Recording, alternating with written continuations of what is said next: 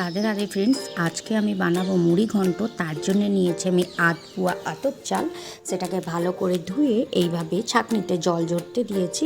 এদিকে আমি কড়াইতে দিয়েছি সর্ষের তেল, আর তারই সাথে দেব একটু ঘি। আর তারপর আমি এতে ফোড়নেতে দেব জিরে, শুকনো লঙ্কা, তেজপাতা, আর তারই সাথে দেব একটু গরম মশলা।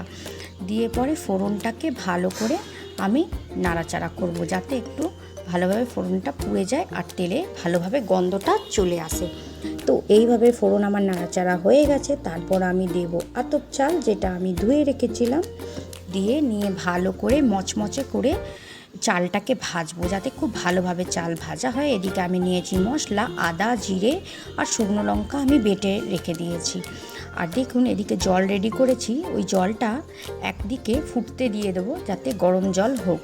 আর এদিকে দেখুন মচমচে চাল ভাজা হয়ে গেছে। এরপর আমি দেব ওতে করে রাখা মশলা, মানে আদা, জিরে, শুকনো লঙ্কা বাটাটা দেব। দিয়ে পরে আবার আমি মশলা দিয়ে ভালো করে চালটাকে ভাজবো। চালটা যেন খুব ভালোভাবে ভাজা হয়, যাতে মচমচে হয়। আর দেখুন এরপরে ফুটন্ত গরম জল আমি দিয়ে দেবো। জলটা আপনারা আন্দাজ করে দেবেন, একটু বেশিই জল দেবেন, যাতে চালটা ভালোভাবে ডুবে যায় আর সিদ্ধ হতে পারে। এদিকে মাছ ভাজা করে আমি রেখে নিয়েছি সাইডে। দেখুন এইভাবে মাছ ভাজা আমার হয়ে গেছে।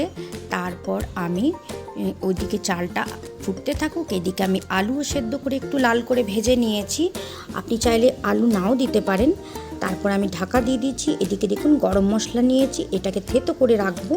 আর দেখুন কি সুন্দর কালার হয়েছে। তারপরে আমি ওতে দিয়ে দিলাম চালেতে নুন আর হলুদ, দিয়ে একটু মিলিয়ে আবার ঢাকা দিয়ে কিছুক্ষণ ছেড়ে দিলাম। যেই অর্ধেক চালটা হয়ে যাবে সেদ্ধ, সেই সময় দেব মাছের মাথা, মাছ, আর সাথেই দিয়ে দেবো আলু। দিয়ে পরে ভালো করে নাড়াচাড়া করে ভালো করে আবার ঢেকে ছেড়ে দেবো কিছুক্ষণ। দেখুন যখনই সফট হয়ে যাবে চালটা, তখনই ওতে দিয়ে দেবো গরম মশলা, আর সাথে দিয়ে দেবো একটু ঘি। দিয়ে পরে আর উপর থেকে একটু কাঁচা লঙ্কা দিয়ে দেবো। দিয়ে পরে ভালো করে এটাকে নেড়ে চেড়ে মিশিয়ে নেবো, যাতে ভালোভাবে সব মাছের সাথে চাল মশলা সব মিশে যায়। দেখুন এইভাবে তৈরি হয়ে গেল আমাদের মুড়ি ঘন্ট। খুবই সহজ পদ্ধতিতে তৈরি করলাম। দেখুন হয়ে গেছে। এবার আমি সার্ভ করছি।